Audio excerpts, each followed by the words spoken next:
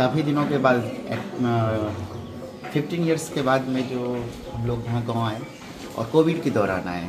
That means ये Covid की ऊपर समझिए, जब कोविड के दौरान हम लोग यहाँ पे आए तो यहाँ के एजुकेशन के माहौल को देख कर उसके बाद हम लोग सोचे कहाँ से शुरू करें।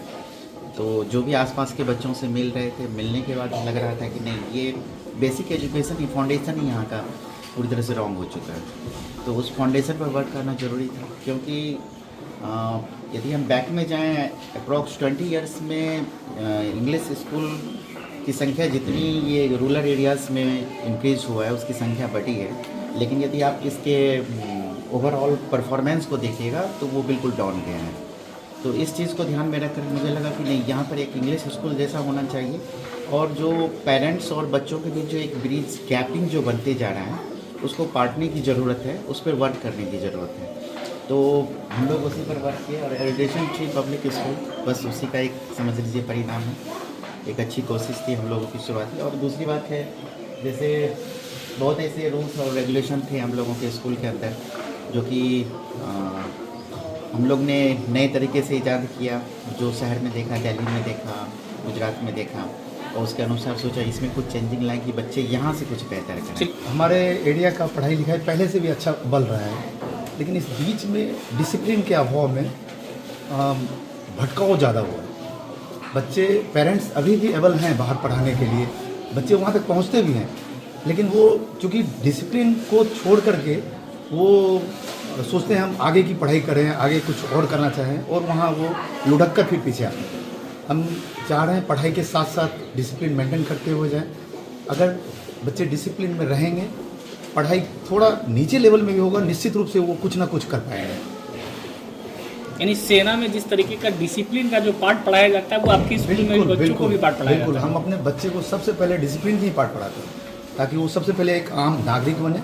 पढ़ाई लिखाई होती रहेगी, पढ़ाई लिखाई होगी ही, और अगर डिसिप्लिन में रहेंगे तो निश्चित रूप से अव्वल करेंगे, समाज को लेकर चलेंगे, समाज को निश्चित रूप से हम कुछ देकर जाएंगे। बैंकिंग सेक्टर में आया, वहाँ से कुछ सीखा, आफ्टर दैट मैं इस लाइन में आया, क्योंकि एजुकेशन सबसे पहली प्रायोरिटी हमारी होती है।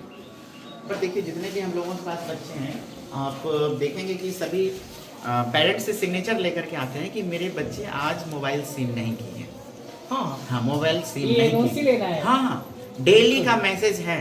अब सपोज एट हम 100% यदि ऑनेस्ट हैं, तो हो सकता है कि यदि 50% पेरेंट्स भी ऑनेस्ट हैं, 50% नहीं भी हैं, तो भी इतना जोड़ है कि कुछ ना कुछ बेहतर हो रहा है। बिल्कुल।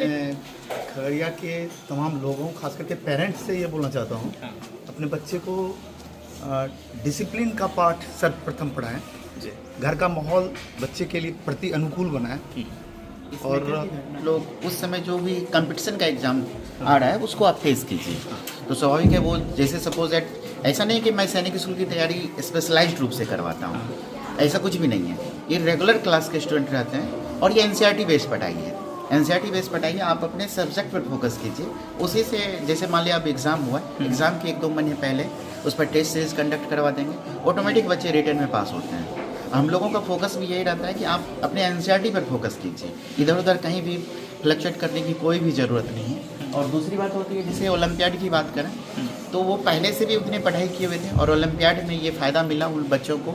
जैसे उसमें रीजनिंग का पेपर था, रीजनिंग सब में बहुत 100% स्कोर किए। अभी ओलंपियाड का आप रिज़ल्ट देखेंगे तो 1, 2, 3 में 2-3 बच्चे, कम से कम 5, 7, 8, 10 बच्चे हैं हमारे स्कूल के, लेकिन 1 से 50 रैंकिंग में आप जब देखेंगे, मोस्टली बच्चे मेरे स्कूल के आपको नजर आएंगे। 1 to education tree public school पचरा में हम लोग नए सेशन से हॉस्टल की भी सुविधा हम लोग दे रहे हैं, और जिसमें हम लोग कोशिश हम लोगों की ये रहेगी, जो जहाँ तक हमारी गाड़ी नहीं जाती है तो वहाँ के बच्चे आकर के कम से कम यहाँ हॉस्टल में रह करके